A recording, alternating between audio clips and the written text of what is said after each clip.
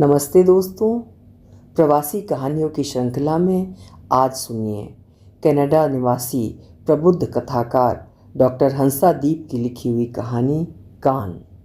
मेरी जुबानी। मैं हूँ सीमा सिंह। नया बसेरा इस कदर नया था मानो पृथ्वी ग्रह के बजाय किसी अन्य ग्रह के आंगन में कदम पड़ गए हों। घरों के बाहर इंसानों की मौजूदगी के कोई आसार नहीं। न कोई बच्चा सड़क पर खेलते हुए दिखा, न किसी युगल जोड़ी को टहलते हुए शरारत करते देखा, और न ही किसी बुजुर्ग की आराम कुर्सी बाहर पड़ी दिखी जिस पर बैठा वो आने जाने वालों को कुदरती करिश्मे की तरह देख रहा हो। सड़क मौन, घर मौन, इंसान मौन। हालांकि प्रकृति मौन नहीं थी। पेड़ों की शाखाएं हवा के झोंकों का स्वागत करते हुए उनकी गति से तालमेल बैठाकर झूम रही थीं। फूलों ने खिलना मुरझाना बंद नहीं किया था। कई पौधों में फूलों की प्रतीक्षा में नई कोपलें फूट रही थीं, पीली पत्तियां गिर रही थीं। शीना हैरान थी। जीवन होने के सारे आसार थे, मगर खामोशी के गहरे साए में। एक 24 घंटे पहले चहल पहल वाला इलाका डाउनटाउन, दूसरा इसी शहर के दूसरे छोर पर वीरानियों से भरा हुआ। एक भीड़ भरा जीवंत और दूसरा चुप्पियों की परछाई। बावजूद इसके एक से एक भव्य सुंदर लैंडस्केपिंग वाले घर आकर्षित करते, मन मोह लेते थे। इन आलीशान घरों में से किसी को बाहर निकलते देखने के लिए निगाहें आसपास की टोह लेती रहतीं। हाँ, इक्का दुक्का गाड़ियाँ जरूर गैराज में घुसती निकलती दिखाई देती थीं। लग्जरी गाड़ियों की आवाज़ें भी लग्जरी थीं, कभी फट फट घर घर नहीं करती थीं। गलती से भी पों पों हॉर्न न बजता। ज़्यादा शोर न मचाते हुए गैराज के ऑटोमेटिक दरवाज़ों से सर करके तुरंत अंदर घुस जाती। बर्फीले मौसम के बाद इन सुहानी शामों में ये सुनसान सड़कें बहुत कुछ कहती थीं। घरों के भीतर से छनकर आती मध्यम रोशनी से पता लगता कि इनके अंदर इंसानों की उपस्थिति भी है। शहर के किनारे बसा ये शांत इलाका शीना की पहली पसंद था, लेकिन ये इस कदर शांत होगा ये उसके लिए बड़ा अचरज था। यहाँ बहुत कुछ नया था। टहलते हुए अभी अभी शीना की नज़र एक बोर्ड पर पड़ी। ऐसा बोर्ड पहले कभी कहीं नहीं देखा था। उसके चलते कदम रुक गए। पीले रंग से पुता एक बोर्ड था जिस पर लिखा था डेफ चाइल्ड। उस कोने से अगले छोर तक जाते हुए फिर वही बोर्ड। फिर से जिज्ञासावश तीसरे कोने पर जाकर देखा, वहाँ भी ऐसा ही एक बोर्ड लटका हुआ था। चारों ओर गई सड़कों के कोनों पर उस बोर्ड की उपस्थिति दर्ज थी। शायद इस लंबी लेन के सामने आमने के किसी घर में कोई ऐसा बच्चा था जिसे सुनाई नहीं देता था, इसीलिए वाहन चालकों के लिए ये एक संकेत था, चेतावनी भी, ताकि उनके जहन में ये बात रहे और वे इन रास्तों को धीमी गति से पार करें। वो बोर्ड सिर्फ बोर्ड नहीं था, ना ही बोर्ड पर बच्चे की वो आकृति महज एक आकृति थी। उसके पीछे था प्रकृति का निर्मम संदेश, कुदरती कहर, मजबूरियों का पछाड़े खाता समंदर, ऐसी असहनीय पीड़ा जिसके साथ एक मासूम बच्चे को जीना था ताउम्र। एकाएक बाबूजी का चेहरा उस बोर्ड से झांकने लगा। वही दर्द, वही व्यथा। उनकी बेबसी से भरी आंखें शीना को ताकते हुए उन दिनों को सामने खींच लाईं। शीना के बाबूजी ने न सुन पाने का गम बरसों तक झेला, उसी में जीते रहे, उसी के साथ दुनिया से चले गए। वो वंशानुगत असर शीना तक पहुंचा था। उसकी छोटी बहन बीना ने भी जिसे सहा था। बढ़ती उम्र के साथ कानों की क्षय होती ताकत, कान जो अपना सुनने का काम करने से मुकर जाते। आवाज़ें सुनाई देती थीं मगर उनके अर्थ अबूझ होते। कान महज कान होने का फ़र्ज़ निभाते अपनी जगह पर थे, अस्तित्व विहीन। ये बच्चा शायद जन्मजात बधिर था। बिल्कुल न सुनना और कम सुनना, इन दोनों स्थितियों में बहुत बड़ा फ़र्क था। दो अलग अलग त्रासदियाँ। एक, कानों ने कभी सुना ही नहीं, वे शोपीस की तरह चेहरे पर सजे थे बस। और दूसरी, कान पहले तो अच्छा सुनते थे, लेकिन उम्र बढ़ने के क्रम में जिनका सुनना धीरे धीरे कम होता गया। जैसे काम करते करते कोई बच्चा ढिठाई पर उतर आए और लाख कोशिश करने पर भी टस से मस ना हो। आवाज़ें फिस करके कानों से टकरा कर चली जाती हैं। ऐसा लगता जैसे ये सामने वाले की साजिश हो कि इस तरह बोला जाए ताकि आवाज़ कानों की झिल्ली से टकराए ही नहीं, वापस लौट कर आ जाए। अतीत के पीलेपन की परतों को उघाड़ती शीना की सोच बहुत दूर चली गई। भारत के उस गांव में उन दिनों ज़रूरत की कई चीज़ें नहीं मिलती थीं, पर शुद्ध हवा और पानी प्रचुर मात्रा में उपलब्ध थे। शायद इसीलिए सेहत के मामले में सामान्यतः गांव सेहतमंद था। गांव के रहवासी चुस्त दुरुस्त तंदुरुस्त थे। बावजूद इसके शीना के अपने बड़े से घर में एक अनकही व्यथा थी, अनसुनी तकलीफ, मूक एकल विलाप। शारीरिक अस्वस्थता से कोई पलंग पर पड़ा हो तो समझ में आता है, मगर चलता फिरता आदमी जब भीतरी बीमारी से जूझता है तो कहीं से कोई सांत्वना नहीं मिलती। उसके अपने बाबूजी की बीमारी कुछ ऐसी ही थी। बेबसी और खिन्नता में बीता उनका जीवन अजीब सी लड़ाई लड़ता रहा। वे बरसों से कम सुनते थे। शीना ने जब से होश संभाला उन्हें ऐसे ही देखा था। कई बार वे बोलने वाले के होठों के अंदाज से अनुमान भर लगाते थे, क्या कहा गया, क्या पूछा गया, ये समझने की उम्मीद लिए टुकुर टुकुर देखते।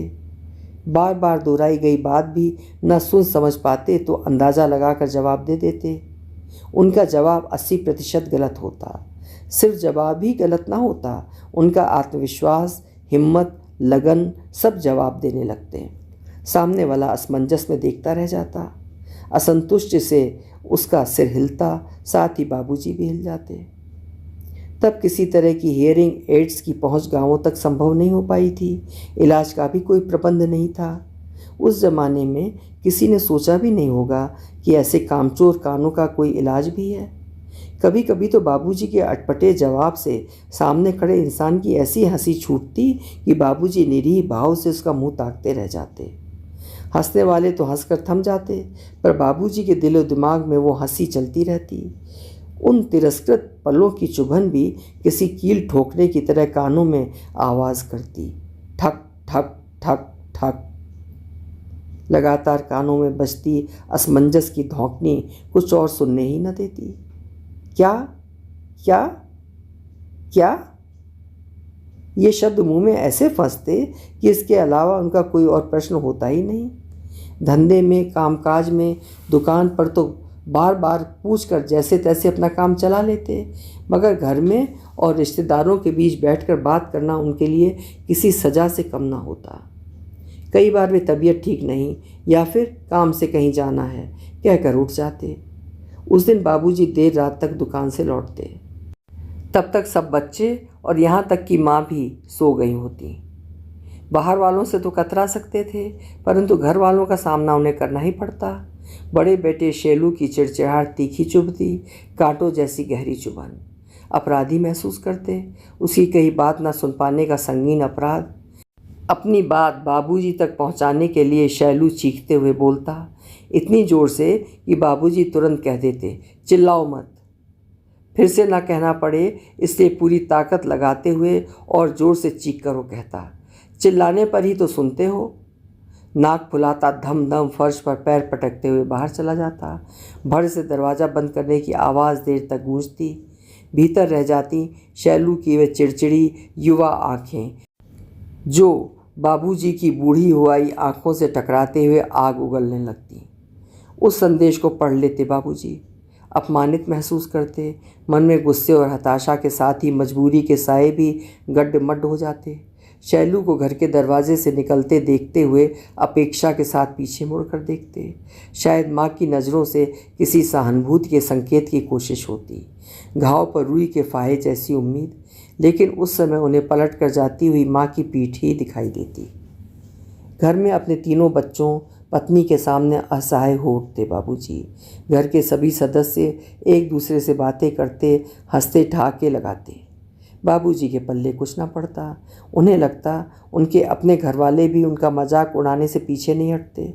दाहिने कान के पीछे हाथ रखकर उसे आगे की ओर धकियाते, ऐसे जैसे कान से कह रहे हों, जा सुनकर आ। पर अड़ियल नालायक बच्चे की तरह कान मुड़कर सीधा हो जाता। बैरंग चिट्ठी की तरह अपनी जगह लौट आता। बायां कान भी दाएं का अनुकरण करता। किसी भी आवाज़ से बेखबर, कोई संदेश नहीं देता। अपने दोनों कानों को खींचने लगते बाबूजी, सजा देते हुए खुद को सजा। कई बार सामने वाले को हंसते हुए देखकर बाबूजी हंसने का अभिनय भी करते थे, ऐसी खोखली हंसी जो उन्हें तोड़ देती थी। वो अपने सामने खड़े इंसान से इतनी ज़ोर से बोलते कि वो सहम जाता। करते भी क्या, उन्हें लगता अगर धीरे बोलेंगे तो सामने वाला सुन नहीं पाएगा। उनका पौरुष झुंझलाता, चिड़चिड़ाता। घर के सदस्य उनकी उपस्थिति से नज़रें चुराते। ये छोटी छोटी मगर चुभती हुई बड़ी बड़ी बातें उन्हें लगातार कचोटती काटती रहती। इस मानसिक यातना को झेलते हुए उनके स्वभाव में हमेशा के लिए बदलाव आ गया था। सफ़ेद झक स्त्रीदार कपड़े बाबूजी के मन को सिलवटों से न बचा पाते। वे मुड़ी तुड़ी सिलवटें जो यदाकदा बाहर आकर उनके जीवन को उन तमाम आड़ी टेढ़ी लकीरों में उलझा देती। बाबूजी के रहते कभी इस असहायता के बारे में नहीं सोचा था, ना शीना ने और ना ही छोटी बीना ने। शैलू तो यूँ भी बाबूजी के बारे में कभी नहीं सोचता था। बाबूजी ही क्यों, किसी के बारे में नहीं सोचता था। रहा सवाल माँ का, वो खुद घर के कामों में हर समय उलझी रहती थी। बाबूजी के इस अवसाद को उनके स्वभाव का एक हिस्सा मानकर चुप रहती। शैलू को अपने लाडले बेटे को कभी नाराज़ न करती। बेटा, तुम अपने बाबूजी को जानते हो ना, उनकी आदत है गुस्सा करने की। बाबूजी की कसक उनके स्वभाव में शामिल होकर उनके अकेलेपन को हवा देती। कानों की इस अक्षमता ने उन्हें कहीं का नहीं छोड़ा था। आखिरी सांस तक एक अजीब सी कश्मकश में जीते रहे बाबूजी, और मौत से ही उस शिकंजे से छूट पाए। उनकी सबसे बड़ी तकलीफ़ यही रही होगी कि उनका दर्द कोई नहीं समझ पाता था। माँ से भी उनकी शिकायती नज़र कहती, कम से कम तुम तो मुझे समझो। माँ अपने बेटे की चिड़चिड़ाहट को वाजिब कारण देकर बाबूजी की खामोशी में इजाफा कर देती। शीना भी बाबूजी का दर्द तभी समझ पाई जब उसे खुद कम सुनाई देने लगा। दिन के कई पलों में जब वो ठीक से नहीं सुन पाती, तब हर पल बाबूजी का चेहरा उसके भीतर समा जाता। वही दर्द कई गुना बढ़कर भीतर छटपटाता। विदेशी धरती पर रहते हुए पहले बच्चे के जन्म के बाद ही उसे महसूस होने लगा था। किसी की कही बात को ठीक से समझ नहीं पाती थी। शब्द एक दूसरे में रेशम के धागों की तरह उलझ जाते थे। सुलझाने की लाख कोशिशें और ज़्यादा उलझा देती। अर्थविहीन उन शब्दों के कई बेतुके अर्थ निकल आते। कभी कुछ कह देती, कभी ना कह पाती। जग हंसाई का डर रहता। कई बातों में सहमति से सिर भर हिला देती, चाहे कुछ भी कहा पूछा गया हो। फिर प्रश्नवाचक निगाहों से देखती कि शायद उसके कानों ने तीर तुक्का लगा लिया हो। पहली बार उसके किसी अनसुने वाक़ये पर उसके अपने पति ने कहा था, काम की बात हो तो सुन लेती हो, बाकी नहीं सुनती। उस क्षण अपनी अक्षमता की कचोट के साथ उसे यह एहसास हुआ था कि जीवन भर बाबूजी किस मानसिक त्रास से गुजरे होंगे। हालांकि शीना को ये सब कुछ ज़्यादा दिनों तक नहीं सहना पड़ा। जब तक ये खून का असर दोनों बेटियों शीना और बीना तक पहुंचा, तब तक मेडिकल साइंस की तरक्की घर घर पहुंच चुकी थी। एक छोटी सी सर्जरी की गई थी। उसके बाद आमने सामने की बातचीत अच्छी तरह से होने लगी थी। बस किसी दूसरे कमरे से आवाज़ आती तो सुनना मुश्किल होता। शीना की सर्जरी के कुछ साल बाद बीना के साथ भी यही दोहराया गया। सर्जरी होने के बाद भी ठीक से न सुन पाने की अनुभूति कभी गई नहीं। आज भी कई बार ऐसा होता है, सुनकर भी लगता है कि शायद नहीं सुना। इस बोर्ड के डेफ चाइल्ड शब्दों से एक के बाद एक वे सारी यादें ताज़ा होकर झरने लगी थीं, निर्बाध। उस बच्चे के दर्द से एकाकार होकर कुरेदा हुआ अतीत सालने लगा। शरीर का कोई भी अंग अपनी ड्यूटी से पीछे हट जाए तो मानव मस्तिष्क कितना अकेला पड़ जाता है, मजबूर और विवश। ये बच्चा अगर जन्म से बधिर है तो न जाने कैसे जीवन काटेगा। अब AI अर्थात आर्टिफिशियल इंटेलिजेंस की मदद भी मिल सकती है। शायद ऐसा ना हो पाया होगा, तभी तो सरकार की ओर से बोर्ड लगाए गए हैं। बगैर किसी की आवाज़ को सुने आदमी कैसे जी सकता है। उम्र भर खुद से बातें करेगा, खुद ही को सुनेगा, खुद ही जवाब देगा। आवाज़ से पूरी तरह अपरिचित अबोध बालक के लिए इस शब्द के कोई मायने नहीं थे। इस रास्ते के हर घर के बाहर से गुजरते हुए शीना सोचती कि वो बच्चा किस घर से होगा। उसे देखना चाहती थी, अपनी पीड़ा को बताना चाहती थी। आने वाले दिन कैसे होंगे, या तो कलम से, तुलिका, छेनी, हथौड़ी या फिर किसी अन्य कला के औजार से अपनी काबिलियत सिद्ध करेगा। जहाँ उसे खुद न बोलना पड़े, उसकी कला ही बोले, बातें करे, लोगों को रिझाए, कई प्रशंसात्मक आँखें उसे सराहें, जो कुछ उसे कहा जाए वो समझने की कोशिश करे। होठों के आकार से कितने शब्द समझे जा सकते हैं भला। संकेत भाषा भी मदद करेगी उसे, लेकिन हजारों में से किसी एक को ही उस भाषा का ज्ञान संभव था। आज जब बच्चे आईपैड और फ़ोन के सहारे अपना ज़्यादातर समय काटते हैं, ऐसे में ये बच्चा अपनी मौन दुनिया में सिमट कर रह गया होगा। अव्वल तो उस रास्ते पर कोई भी बच्चा दिखा नहीं। अगर कभी कोई दिखा भी तो मन अनुमान लगाने लगता है, कहीं यही तो नहीं। साइकिल चलाते हुए, हॉर्न देते हुए, टकरा कर गिरने के तमाम दृश्यों की भरमार रहती विचारों में। पीड़ा के सुर और स्वर दोनों का राग एक ही था, जब तब बज उठता था। या यूं कहा जाए कि कोई राग ही नहीं था, थी तो सिर्फ खामोशी। उस अनजान बच्चे के साथ बाबूजी की, खुद की और छोटी बहन बीना की अनुभूतियाँ एक के साथ एक जुड़ती निरंतर टीस रही थीं। अतीत और वर्तमान के उन पलों के पीछे बेतहाशा भागने की कई वजहें निकल आई थीं। इसी भागम भाग में दौड़ते हाँफते अनायासी शीना को ख्याल आया, जो नहीं सुनते, प्रकृति ने उन्हें वो क्षमता दी ही नहीं। लेकिन कई ऐसे भी तो हैं जो सुनकर भी नहीं सुनते। उन्हीं के लिए आमतौर पर कहा जाने वाला जुमला था, कितना भी कहो इनके कान पर जू नहीं रेंगती। भाई शैलू से पापा जो कुछ भी कहते वो अनसुना करके चले जाते थे। कितने शैलू होंगे हर जगह, शासन, सत्ता, कुर्सी के शैलू। अब टहलते समय महसूस होती गुनगुनी ठंड ऋतु परिवर्तन के संकेत देने लगी थी। कुछ ही दिनों में बर्फ से अटी पटी ज़मीन पर इस समय टहलना अगले साल तक के लिए टल जाएगा। शीना के पैरों ने कब डेफ चाइल्ड के बोर्ड की ओर का रास्ता पकड़ लिया, पता ही नहीं चला। रास्ते के 4-5 घर ही गुजरे थे कि एक बच्चा अपने पिता के साथ खेलता दिखाई दिया। उसके पिता अपने हाथों की उंगलियों से उसे खेल के बारे में कुछ समझा रहे थे। बच्चा भी अपनी आंखों से उन संकेतों का मतलब समझ रहा था। उसकी आंखें पिता के संकेतों का मतलब समझने की हामी भरते हुए उसे सुनाती समझाती जा रही थीं, समझते हुए जवाब भी दे रही थीं। तत्काल शीना को लगा शायद ये वही बच्चा है जो अपने पिता से साइन लैंग्वेज में बात कर रहा था। ठीक उसी समय खेलते हुए बच्चे की बॉल लुढ़क कर शीना के सामने आकर गिर गई। उसने झुककर बॉल उठाई और बच्चे को लौटा दी। बच्चे ने अपने दाहिने हाथ को ठुड्डी तक ले जाकर प्यार भरे धन्यवाद का संकेत दिया। उतने ही प्यार से शीना की आंखों ने जवाब दिया। बच्चे के धन्यवाद कहने के अंदाज में खोई मुस्कुराती शीना चली जा रही थी कि दूसरे सिरे पर लगा वही बोर्ड दिखाई दिया। आज बोर्ड की वो आकृति हंसती खेलती बातें करती नजर आ रही थी, जीवंतता से भरी। उस बच्चे की आंखों की चमक कहीं ना कहीं इस बोर्ड में समा गई थी। बेहद बातूनी आँखें, देखती, सीखती, समझती और साथ ही सुनती हुई आँखें। ये देखना बेहद सुकून से भरा था कि बच्चे की आंखों ने कानों की जिम्मेदारी को निभाना बखूबी सीख लिया था। अभी आप सुन रहे थे डॉक्टर हंसादीप की लिखी हुई एक संवेदनशील कहानी कान। आपको कहानी कैसी लगी, अपने विचार कमेंट बॉक्स में ज़रूर लिखिएगा। कल फिर मिलेंगे। आपका समय शुभ हो।